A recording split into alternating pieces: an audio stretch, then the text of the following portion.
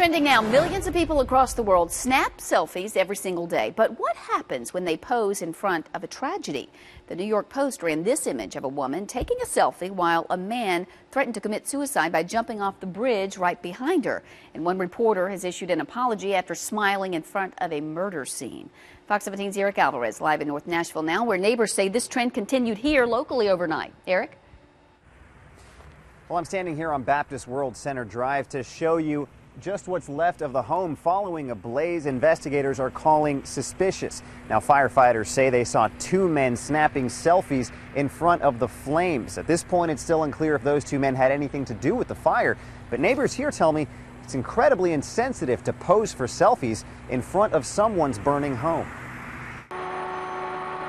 Firefighters risk their lives again. One neighbor took to social media to say this is the third time this house caught fire in the last month. A fire department spokesperson says it's actually the ninth. And if that weren't suspicious enough, this time firefighters saw two men taking selfies from the curb. One neighbor actually caught them on her camera. Believe it or not, this isn't rare. Just Google selfies at the wrong time and you'll see hundreds of images. Like this guy who could have stopped a fight but instead snapped a selfie. There's this guy posing in front of a fire, and then this young lady who took a selfie in the hospital.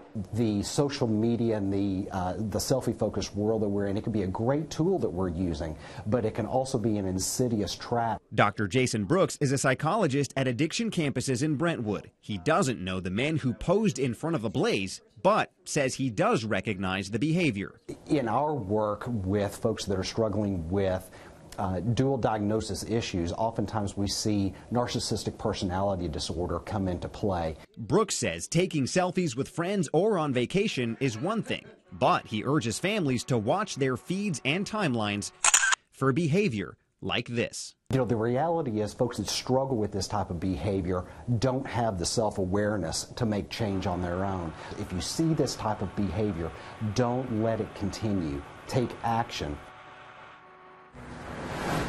Now, the fire department says this home was empty when the flames broke out.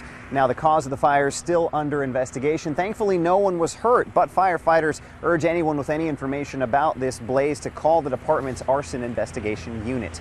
Reporting live in North Nashville, Eric Alvarez, Fox 17 News.